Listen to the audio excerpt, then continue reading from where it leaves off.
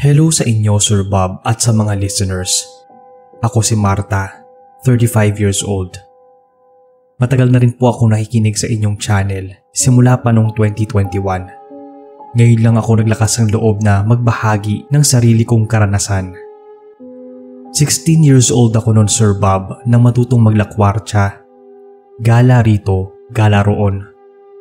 Wala naman akong nagiging problema sa mga magulang ko dahil lagi silang wala sa bahay at panay yung trabaho nila na para bang nakalimutan nilang meron silang anak that time.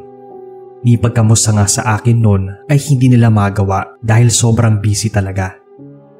Mabuti na lang talaga at nagkaroon ako ng 3 kaibigan na kaya akong sabayan sa trip ko sa buhay.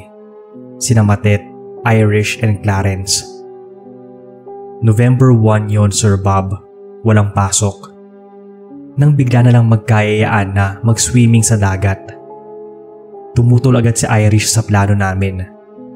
Naniniwala kasi ang pamilya niya sa mga pamahiin. Anya, wala naman daw masama kung maniniwala din kami. Kaya dapat daw muna naming palipasin yung araw ng mga patay bago kami mag-swimming. Pero imbis na painggan namin siya noong mga oras na yon, natawa na lang kami. Tinapik-tapik ko pa nga siya sa balikat at sinabing hindi totoo ang pamahiin. Sumang-ayon naman yung dalawa sa akin. Napailig na lang si Irish noon at para bang na-disappoint. Hindi na siya tutuloy. Pero dahil sa pagpupumilit namin ay pumayag na lang din ito. Peer pressure ba? Basta sundin lang daw namin ang lahat ng sasabihin niya. Nang maarating kami dun sa lugar Sir Bob, walang masyadong tao. Napansin agad namin yung kakaibang tahimik ni Irish. Kaya agad nagtanong si Clarence kung okay lang ba siya. Napailing-iling naman ito at sinabing hindi raw maganda ang pakiramdam niya. Nag-aaya na agad itong umuwi at bumalik na lang daw kami sa susunod na araw. Taas kilay naman tong si Matet at sinabing hindi na pwede. Sayang naman daw yung pagpunta namin kung hindi rin tutuloy. Halos mangyak na nga si Irish at sinabing umuwi na kami. Nagkatinginan kaming 3 sir. Medyo naawa sa kaibigan. Pero gusto talaga naming maligo sa dagat eh. Sa Pangasinan pala po ito nangyari. Yung dagat kasi na pinuntahan namin ay maraming kwento. Ayon pa sa naatira doon, marami na ang nalunod. Isang babae daw ang nalunod at di na nahanap ang bangkay. Kaya hindi raw ito makatawid sa kabilang buhay ayon sa mga lokal na napagparamdaman nito. Yung pamilya naman daw nito, hindi na nag-abalang hanapin siya at ipinagpatuloy ang buhay na para bang walang nangyari. Ako naman, nung time na yon, hindi naniniwala dahil para sa akin, panakot lang sa bata ang mga yon para magsiuwian ng maaga. Niyakap na lang namin ng mahigpit si Irish para naman tumahan na siya. Hindi namin inaasahan ang mga susunod na mangyayari. Pagkatapos ng isang mahigpit na yakap, naging okay naman na siya. Nagbiro pa nga nung si Clarence na siyang dahilan ng aming tawanan. Malakas din yung pagpapatugtog namin na animoy wala kaming pakialam sa paligid. Inaya ko na agad silang mag-swimming. Pero bago yon, nagpicture muna kaming 4 gamit yung DigiCam. Masaya kami noong mga oras na yon. Pero nang tingnan ko yung picture, nabitawan ko. Wala kasing ulo si Irish. Tapos yung mga sumunod pang pictures namin ay parang may isang babae sa likuran namin na hindi namin kilala. Nakaputi siya, may kahabaan ng buhok, pero distorted yung muka. Agad naman akong napalinga sa paligid. Pero walang ibang tao maliban sa ibang mga lokal na nasa malayong parte kung nasaan kami. Ilang minuto akong tulala nun, kaya di ko na malayang tinatawag na pala ako ni Matet kanina pa para mag-swimming na kami. Nilagay ko na lang yung DigiCam sa bag ko at agad na sumunod sa kanila. Naghahabulan kami noon sir at malakas ang tawanan. Nagpagulong pa nga kami sa buhangin hanggang sa mapagod at hingalin. Nawala yung takot na naramdaman ko noong mga oras na yon. Napaupo muna kami sa buhangin habang masayang nagkukwentuhan. Nang bigla na lang tumakbo si Irish papunta sa tubig. Sabi niya na may bata raw na nalulunod sa unahan. Nagtaka naman kami noong mga oras na yon dahil wala kaming nakitang bata. Sabi niya, bahala raw kami at ililigtas niya yung bata bago pa mahuli ang lahat. Sinubukan namin siyang pigilan ni Clarence pero pinigilan din ito ni Matet. Anya, hayaan na lamang siya at kapag nakita na walang bata roon, tiyak ay babalik din ito sa dalampasigan. Ang pinag-aalala ko lang noon bahagyang lumalakas yung alon. Pero ipinagpatuloy na lang namin yung kulitan. Hanggang sa may marinig kaming sigaw. Agad kaming tumayo at tinanaw kung saan nanggagaling yung sigaw na yon. Agad namang lumusong sa tubig si Clarence para puntahan kung saan niya huling nakita si Irish. Habang kami naman ni Matet ay natatarantang naghahanap ng tao para humingi ng tulong. Naghiwalay kami. Napadpad ako sa isang maliit na kubo kung saan may matandang lalaking nag-aayos ng kanyang bangka. Hindi na ako nag-aksaya ng oras at agad siyang hiningan ng tulong. Agad niyang inayos ang bangka. Sumakay ako at tinuro yung direksyon. Nakita ko si Clarence at nahihirapan itong lumangoy na para bang may kung anong puwersa na humihila sa kanya pababa. Marunong naman kasing lumangoy si Clarence kahit pa sa malalim. Mabuti na lang at naroon yung matandang lalaki at agad niya itong tinulungan bago pa malunod. Agad ko namang hinanap si Irish kung saan siya. Pero wala akong nakuhang sagot mula rito. Saad pa nung matandang lalaki ay pagpaliban na namin yung paghahanap. Sumasama na raw ang panahon at bumalik na lang kami. Napaiyak na nga ako at nagmakaawa sa lalaki na maghanap pa kami saglit dahil makahuli na ang lahat. Pero hindi niya ako pinakinggan at agad na kaming bumalik gamit yung bangka niya.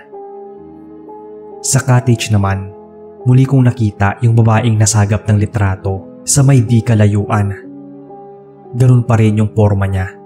Nakaputi, may kahabaan ng buhok pero hindi ko maipinta ang mukha niya. Pero alam kong siya yon, yung nasa picture. Walang ano-ano, napatakbo ako sa direksyon niya. Pero pagdating doon malapit sa malaking puno kung nasaan siya, bigla itong nawala na parang bula. Ilang segundo pa ang lumipas. Nagsitayuan ang mga balahibo ko sa katawan.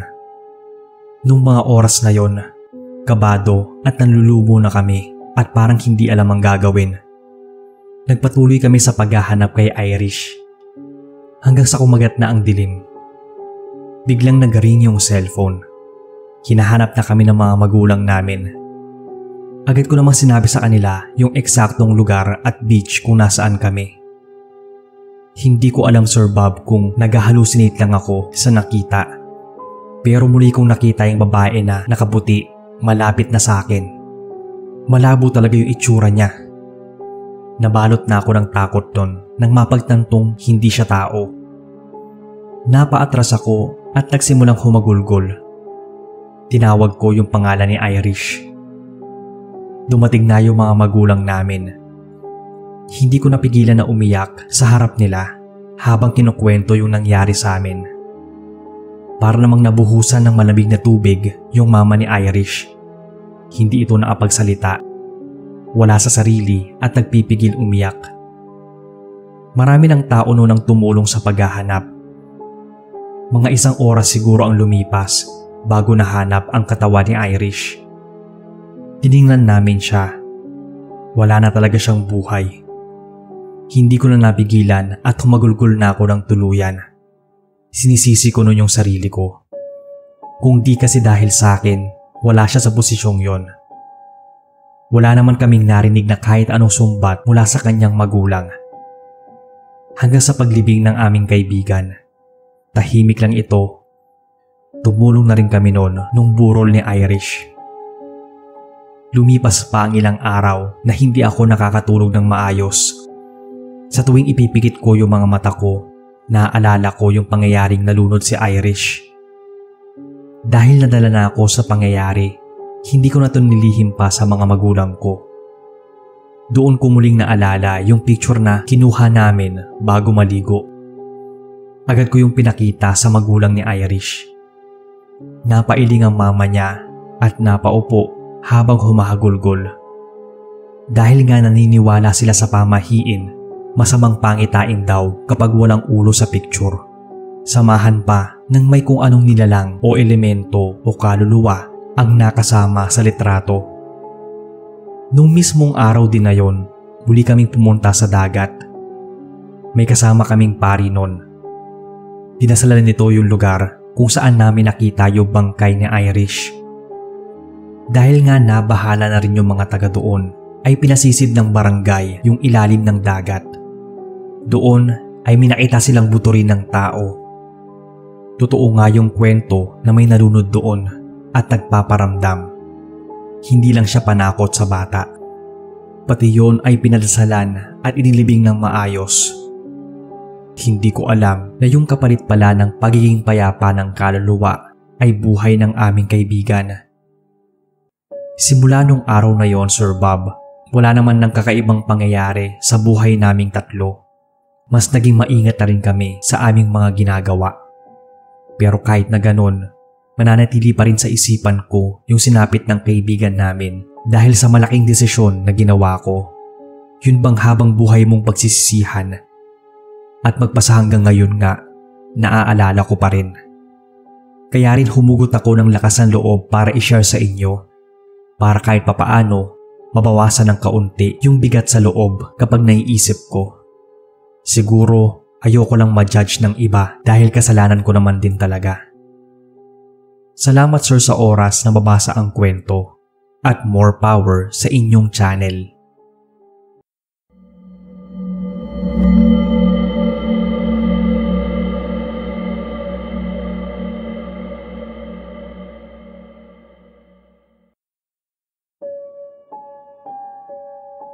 Mapagpalang araw sa inyo Sir Bob at sa mga nakikinig. Simula last year nang mapaenggan ko kayo. Magaganda rin kasi yung mga kwento nyo sa channel. Nakakatakot. Kaya naman napagpasyahan ko ring magbahagi ng aking karanasan. Itago yun na lang ako sa pangalang Rico, kasalukuyang nakatira sa Tondo, dating nakatira sa Montalban.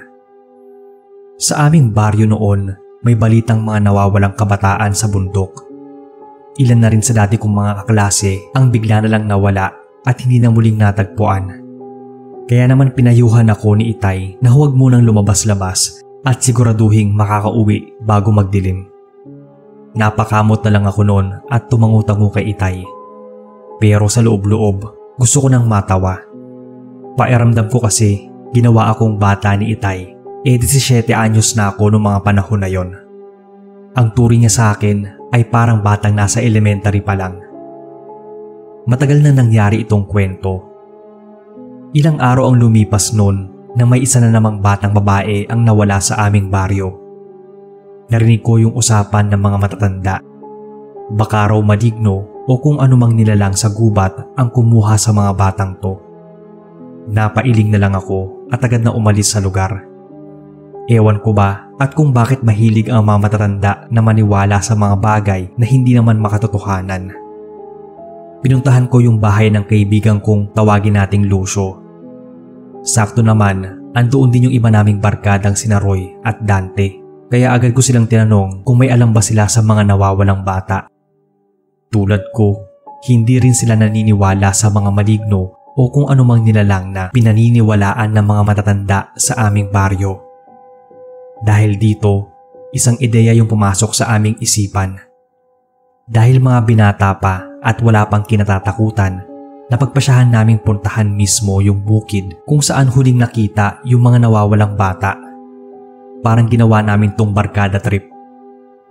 Matagal din naming pinagplanuhan yon dahil alam naming hindi kami papayagan ng mga magulang. Kaya maaga pa, umalis na kami ng bahay. May bitbit pa kaming bag na may lamang kaunting pagkain para sa araw na yon. Hindi naman nagtaka yung mga magulang namin dahil ang buong akala nila ay nasa bukid lang kami para na magtrabaho. Bago pa kami umalis noon, binalaan na kami ni Itay na huwag kami magpapagabi sa bukid at baka mahirapan kaming makabalik. O mas malala, baka hindi na kami makauwi pa. Halos 30 minutos din ang nilakad namin bago makarating sa isang maliit na kubo sa bukid. May katabi kasi itong ilog na napakalinaw. Kitang-kita mo ang ilalim nito. Wala naman kaming napansing kakaiba sa lugar maliban sa nakakatakot na punong balete. Napapalibutan ng ganoong puno ang kubo at ayon sa kwento ng matatanda, tirahan yun ng mga maligno at nilalang na hindi tulad natin. Dahil mahaba-haba pa ang oras bago maggabi, napagpasyahan naming maligo sa ilog at manguha ng bunga ng mangga. Nagkatuwaan pa kami na parang mga bata at nagkwentuhan tungkol sa mga plano pagkatapos ng pag-aaral. Siguro bandang alas 4 yon nang magsimula kaming maghapunan. Kinain namin yung baong pagkain at dahil tahimik ang paligid, yung mga boses lang namin yung maririnig. Pagsapit ng alas 5, nagsimula nang dumilim yung paligid kaya nagsindi na kami ng maliit na lampara. Pumasok kami sa loob ng kubo at aaminin ko, nagsimula na akong matakot. Kakaiba yung pakiramdam sa paligid. Sobrang dilim na at parang gumagalaw yung mga baging ng puno ng balete. May napansin din akong anino na parang sa isang tao. Nagkatinginan kami. Si Roy na siyang pinakamatapang sa amin ay walang sabi-sabing lumabas ng kubo. Agad namin siyang sinundan. Ayon sa kanya, may nakita raw siyang tao. Pero nang magpalinga-linga kami sa paligid ay wala naman kaming nakitang iba. Imposible namang magkaroon ng tao doon sa lugar nang hindi namin mapapansin at kung hindi sasadyain yung pagpunta. Habang nasa kalagitnaan kami ng pag-uusap, bigla kaming nakarinig ng malakas na tawanan. Yung punong balete, yung parang nagkaroon ng sariling buhay. Lumitaw mula rito yung mapupulang mga mata. Tapos yung mga baging nito gumagalaw. Agad kaming napatakbo pabalik sa loob ng kubo. Pero si Roy hindi nakasama. Nanatili siya sa labas. Nang sumilip naman kami sa bintana, agad nanlaki yung mga mata namin. May kausap na pala siyang isang may kagandahang babae.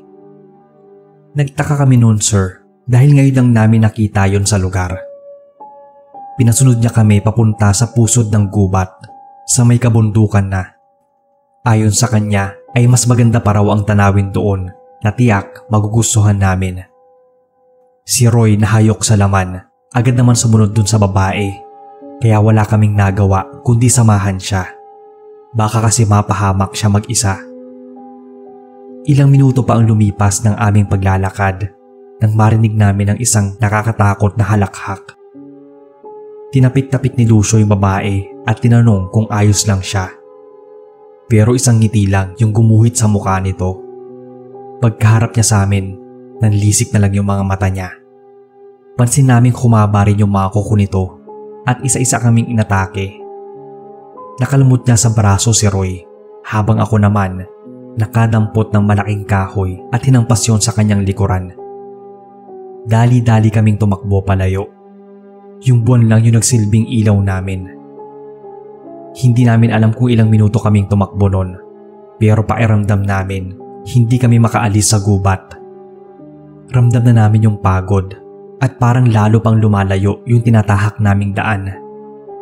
Nawawalan na kami ng pag-asa nang maalala ni Lucio yung sinabi ng kanyang ama. Baliktarin daw namin yung mga damit namin at magpatuloy sa paglalakad. Agad namin sinunod yung sinabi niya. At sa wakas, matapos ng ilang minuto, naalabas kami ng gubat. Isang malakas na halakhak na parang tunog hayop yung aming narinig. Ang sabi ng barkada ko, pinaglalaroan yata kami ng tikbalang. Pagsapit namin sa ilog, malamig na kamay yung biglang humila sa akin, dahilan para mabuwal ako sa lupa. Kahit anong pagpupumiglas na gawin ko, hindi ako makawala. Buti na lang at hindi ako iniwan ng mga barkada ko. Hinila-hila nila ako hanggang sa bumitaw yung kamay mula sa tubig. Nagpatuloy kami sa pagtakbo palayo. Nang makabalik sa kubo, hindi na kami nag-aksaya ng oras. Agad naming sinara ang pinto at mga bintana. Hindi naging payapa yung gabing yon para sa amin. Hindi rin kami maapaniwala na mangyayari sa amin yon. Yung kwento ng mga matatanda na akala ko ay gawa-gawa lang, totoo pala.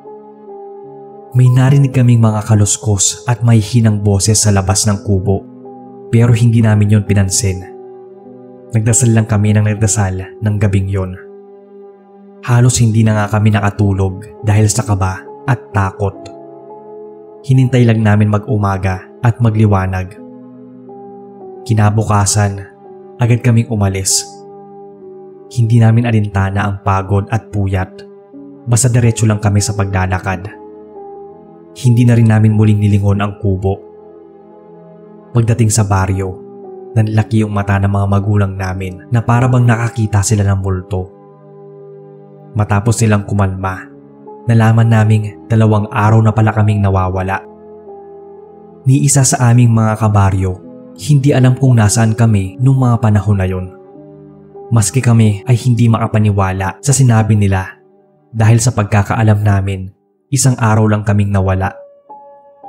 Pagkatapos namin makapagpahinga ay agad nila kaming tinanong kung ano bang nangyari. Naging tikom lang kami nung mga oras na yon. Pati yung kaibigan ko ay ganun din. Ni isa sa amin ay hindi mo na gustong pag-usapan yung nangyari sa amin sa gubat. Walang nagawa yung pamimilit nila. Kumbaga, wala silang nakuhang maayos na sagot sa amin. Hindi na rin kami kinwestiyon ni inay. Laking pasalamat na lang niya at nakauwi kami ng ligtas. Mula noon, hindi na kami muling bumalik pa dun sa gubat. At sa tuwing maririnig namin ang kwento ng matatanda tungkol sa mga nilalang sa kagubatan, hindi na namin yung tinuturing na gatang isip lang. Dahil minsan, kami mismo ang naging bahagi ng kwentong hindi namin inakalang totoo pala. Kalaunan naman, nung may lakas ng loob na kaming magbabarkada, ay kinuwento namin ang lahat ng naranasan namin nung araw na yon. Magsilbing babala na rin para sa iba na mangangahas pumunta doon sa lugar. Hanggang dito na lang sir ang kwento. Sana ay marinig ko to sa inyong channel.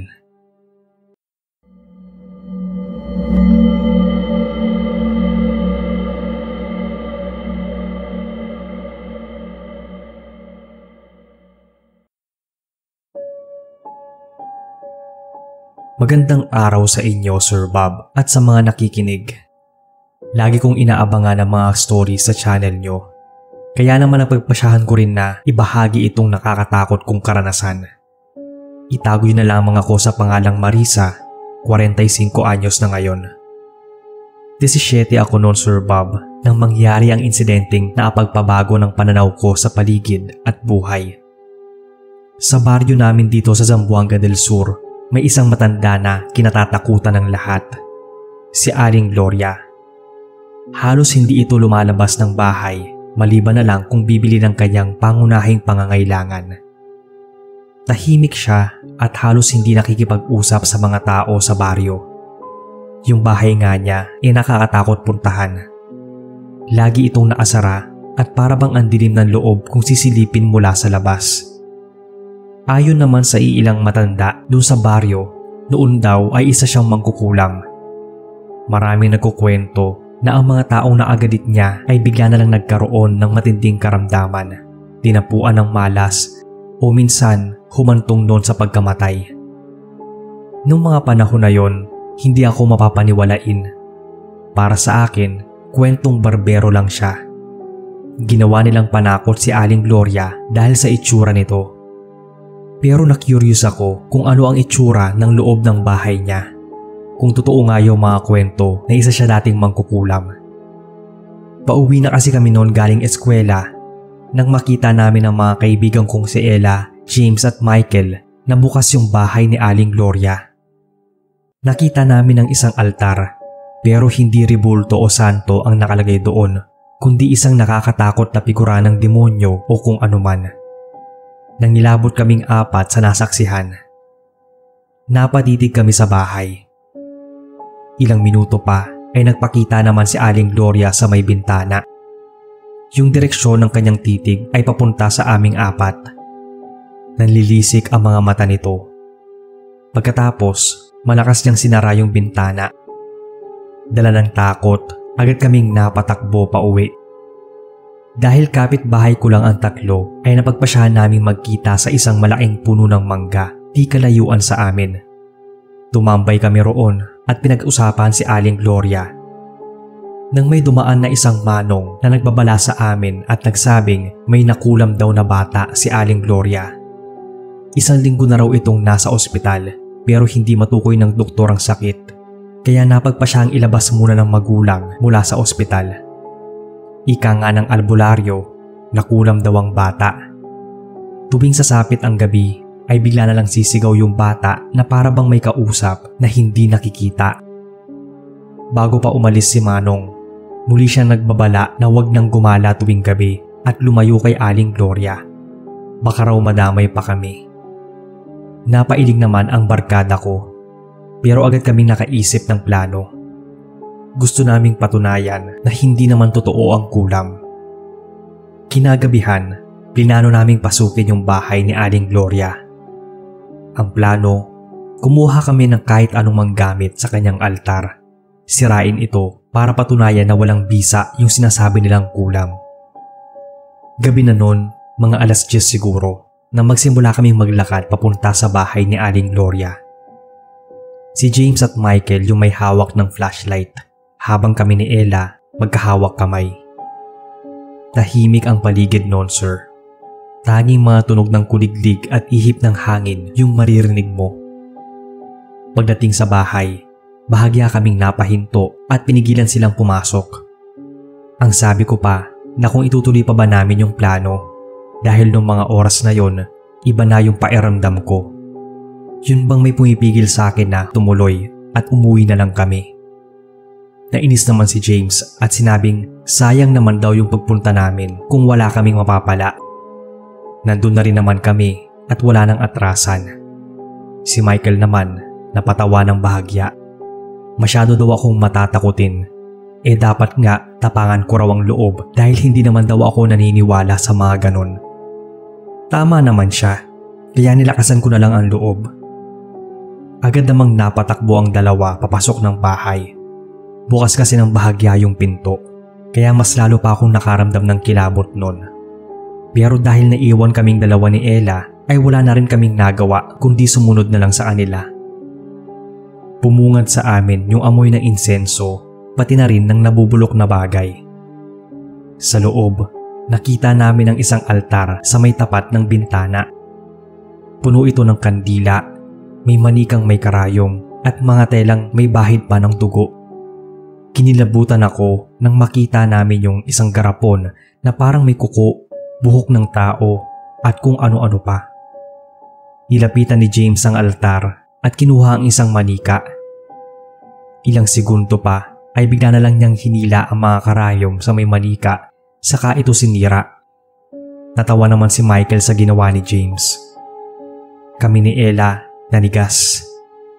Pinilit ko na sila na umalis kami pero ayaw nilang magpaawat at patuloy pa rin sa pakikialam sa mga gamit ni Aling Gloria. Ang sabi ko pa nga, hindi na nakakatuwa itong barkada trip namin. Mas lalong sumangsang yung amoy sa paligid. Biglang bumukas yung isang kwarto at nakatayo doon si Aling Gloria. Walang ekspresyon yung mukha niya pero kita sa mga mata niya na galit siya sa amin. Bigla namang nagsindi ang kandila sa may altar na mas lalong nagpadagdag ng takot sa amin.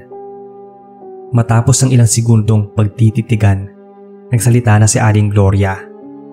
Ang sabi niya, pakiilimera daw kami. Sinira pa namin yung mga gamit niya at pagsisisihan daw namin yung ginawa namin. Dali-dali na kami lumabas ng kanyang bahay at nagsiuwian. Pagkatapos ng gabing yon, Sir Bob, nagsimula na yung bangungot naming 4. May mga sakit na hindi namin maipaliwanag o kahit mismong doktor pa. Hindi makakain ng maayos si Michael. Sa tuwing sinusubukan niyang kumain, naglalasang bulok yung pagkain. Kahit tubig ay hindi niya malasahan ng maayos. Si James, yung pinakamatapang sa aming lahat, nahihirapan daw gumalaw. Sa kanyang likuran kasi, may isang malaking sugat na paglipas ng araw ay nabubulok at sumangsang ang amoy. Kami naman ni Ella, buong pag-aakala namin ay ligtas kami sa apahamakan. Pero isang umaga, kakatapos ko lang maligo noon, Nagsusuklay ako nang mapansin kong yung bawat pagsuklay, maraming hibla ng buhok ang sumasama. Si Ella naman, nagkaroon ng maraming pasa sa katawan na hindi namin alam kung saan galing. Bawat araw na lumipas ay paghihirap sa amin. Unti-unti akong nakakalbo nun habang yung mga kaibigan ko naman nangangayayat at halos butot balat na. Hindi na makatiis ang mga magulang ko, Sir Bob, at dinala kami sa kakilala nitong mantatawas. Ayon pa sa kanya, nakulam kami. Hindi naman makapaniwala yung nanay ko noong mga oras na yon.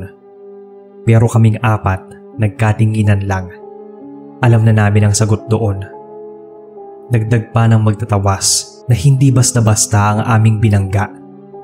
Isang malaking kasalanan daw ang ginawa para pahirapan kami ng ganon. Napilitan kaming humanap ng paraan para humingi ng tawad kay Aling Gloria. Pero sa tuwing sinusubukan naming lumapit sa bahay niya ay may kung anong puwersa nagtutulak sa amin palayo. Muli kami bumalik sa magtatawas para humingi ng payo. Saad nito na mag-ali daw kami o magdala ng mga bagay na nagpapakita ng sinseridad. Magdasal daw bago muling bumalik sa bahay ni Aling Gloria. Kung hindi niya raw kasi kami mapapatawad at tatanggalan ng sumpa, ay kamamatay namin yon. Kaya naman inalalayan namin ni Ella yung dalawang kaibigan naming mga nahihirapan pa kesa sa amin. Sa unang pagkakataon, nakita ko ang pag-iyak ng dalawang kaibigan naming lalaki. Nagpakita nun sa amin si Aling Gloria. Puno pa rin ng galit yung mukha niya. Pero kahit ganoon ay pinapasok niya kami sa bahay niya. Tanong niya sa amin kung alam ba namin yung ginagawa namin. Nang dahil daw sa pangingialam namin ay namatay yung bata.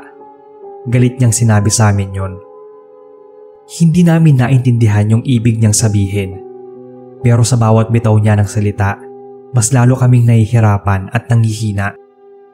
Iyon daw pala ay tinutulungan lang niya yung batang napaglaruan ng mga nilalang sa gubat. Hindi siya naniniwala sa Diyos Katoliko pero mabuti pala ang kanyang intensyon. Lubos yung aming pagsisisi nun. Wala nang ibang salita pa si Aling Gloria at tuluyan niya kaming pinaalis sa bahay. Habang pinapalayas niya kami, walang humpay yung paghingi namin ng tawad. Lumipas ang ilang araw, bumuti na ang kalagayan naming tatlo. Habang si James naman na siyang pasimuno ng lahat, yung matapang na humamon sa pangyarihan ni Aling Gloria ay lumubha pa ang kalagayan. Araw-araw namin siyang inaalagaan pero walang pagbabago. Kahit siya mismo ay nawalan na ng pag-asa. Hirap na raw ang katawan niya at hindi na kinakaya. Pagkatapos naming maghapunan, bigla na lang kaming hinanap ni James. Nakita naming sumusuka na siya ng dugo at may mga insektong nagsisilabasan sa kanyang bibig. Naghabulo pa siya ng hininga at agad din nahinto. Nagdalamhati kami noon sa pagkamatay ng kaibigan namin pero nagsisi kami ng malala. Matapos mailibing si James, nagkanya-kanya na kami. Sina Michael at Ella napagpasyahan lumipat na ng ibang tirahan kasama ang mga magulang nila. Habang ako naman ay nanatili dito sa baryo namin. Maraming taon na ang nakakalipas pero tandang-tanda ko pa rin ang mga nangyari.